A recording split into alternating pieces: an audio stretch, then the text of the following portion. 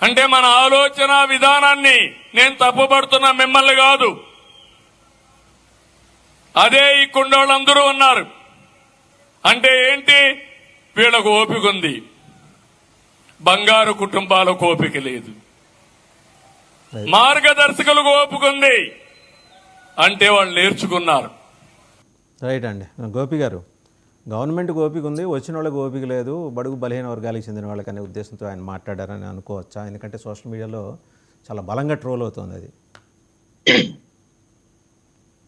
నువ్వు ఏంటంటే ఏ మీటింగ్ అయినా కూడా కార్యకర్తలు, జనం, సాధారణమైన జనం, కూలికి నాలుగు పోయే జనం ఎక్కువ మంది వస్తుంటారు.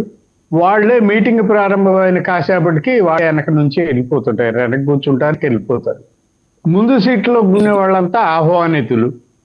ప్రత్యేకంగా ఆ పార్టీ కానీ ప్రభుత్వం కానీ ఆహ్వాని వాళ్ళు, ప్రెస్ వీళ్ళు ఉంటారు. వాళ్ళు ఎలాగో చివరి వరకు ఉండిపోతారు.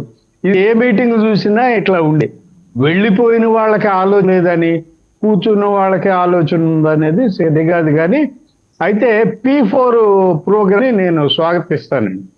అంటే గ్రామాలని కొంతమంది దత్తత తీసుకున్నట్టే కొన్ని పేద కుటుంబాలను కొంతమంది ధనవంతులు దత్తత తీసుకోవాలనేటువంటి ఒక ప్రతిపాదన P4లో మనకు కనిపిస్తుంది.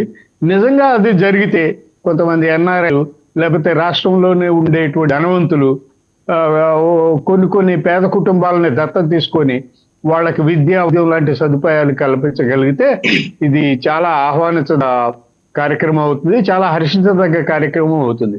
అయితే ఇది మాటల రూపంలో కాకుండా కార్యరూపంలో చూపించాల్సిన అవసరం ఉంది. స్పష్టంగా దాన్ని ఇప్పుడే ప్రారంభించారు కాబట్టి కొంత టైం ఇద్దాం.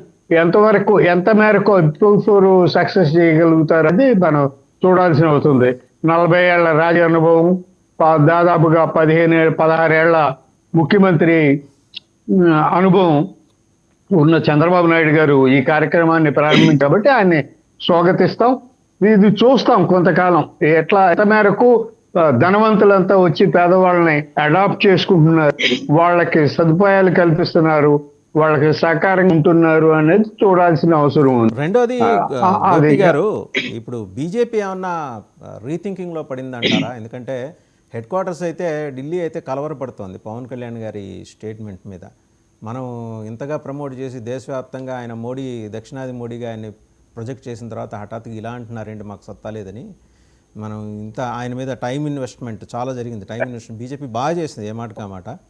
మనకు దక్షిణాది ఫేస్గా వస్తారు అనుకుంటే ఇలా ఎందుకు మాట్లాడుతున్నారు? బీజేపీకి మూలమైనటువంటి RSS నాయకులు చాలా మంది పవన్ కళ్యాణ్ మీద పెట్టుబడి పెట్టారు, పవన్ కళ్యాణ్ ఆలోచనలు చూస్తున్నారు. యాక్చువల్గా అయితే 2029 నాటికి పవన్ కళ్యాణే బీజేపీ జనసేన కూటమికి ముఖ్యమంత్రి అభ్యర్థి, లేదా బీజేపీ ముఖ్యమంత్రి అభ్యర్థి. అప్పటికి జనసేనను బీజేపీలో కలిపేసుకొని చేయడం కానీ, బీజేపీ జనసేన పొత్తు పెట్టుకో కానీ, ఏదో ఈ రెండు పాసిబిలిటీస్ అయితే RSS నాయకులు పవన్ కళ్యాణ్ కలిసి వర్కౌట్ చేశారు. ఇది వాస్తవం. హైదరాబాద్లో, ఢిల్లీలో కూడా సమావేశాలు జరిగాయి. పవన్ కళ్యాణ్కి బీజేపీ నాయకులు అంటే బీజేపీ నాయకులు మోడీ, అమిత్ షాతో తప్ప పెద్దగా లేదు, కానీ RSS నాయకులతో చాలా లోతైన సంబంధం ఉన్నాయి పవన్ కళ్యాణ్కి. అదే వాస్తవానికి ఆయన బలం కూడా. సో వాళ్ళు కొంత రీథింకింగ్ లో పడ్డారు పవన్ కళ్యాణ్ స్టేట్మెంట్లు బట్టి. మరి ఇంకో 15 ఏళ్ళు చంద్రబాబు నాయుడు ముఖ్యమంత్రిని చేస్తానన్నప్పుడు బీజేపీ ఎదిగేది ఎప్పుడు? ఆంధ్రప్రదేశ్లో, తెలంగాణలో వచ్చే ఎన్నికల నాటికి అధికారంలోకి వస్తామనే ధీమాతో బీజేపీ వాళ్ళు ఉన్నారు, కాంగ్రెస్ పార్టీని ఓడించి. ఆ తర్వాత రావాల్సింది ఆంధ్రప్రదేశ్లో వాళ్ళ ఇప్పుడు 11 సీట్లు 10 సీట్లు ఉన్నాయి వాళ్ళకి. సో దీన్ని మెజారిటీ తీసుకెళ్లాలంటే పవన్ కళ్యాణ్ తప్ప బలమైన నాయకులు లేరు. మీరన్నట్టు పవన్ కళ్యాణ్ తమిళనాడు రాజకీయాల గురించి మాట్లాడడం వల్ల ఆయన్ని దక్షిణాదిగానే RSS వాళ్ళు చూస్తున్నారు. దాన్ని ఆయన ఎంత నిలబెట్టుకుంటాడు? అటు బీజేపీతో కలిశాడా, లేకపోతే తెలుగుదేశాన్నే భుజాన్ని పెట్టుకొని మోస్తాడని కాలమే నిర్ణయిస్తుంది, కాలమే చెప్తుంది.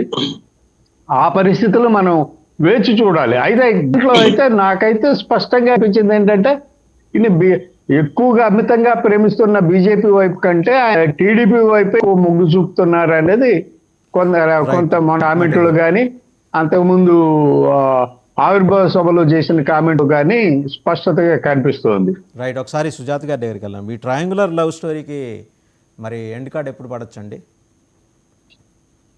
సార్, కూటమి ఎప్పుడు విడిపోతుందా అని చూసే గోతికాడ నక్కలకి తప్ప కూటమిలో ఉన్న పార్టీలకి ఎటువంటి సంశయాలు లేవు. మేము పొత్తు పెట్టుకునే ముందు ఏ విధంగా స్ట్రాంగ్ గా ఉన్నామో పరిపాలనలోకి వచ్చిన తర్వాత కూడా అదే విధమైన మైత్రితో కొనసాగుతుంది. బీజేపీ ఏదో కలవరపడిపోయింది, ఇవన్నీ ఊహాగానాలు.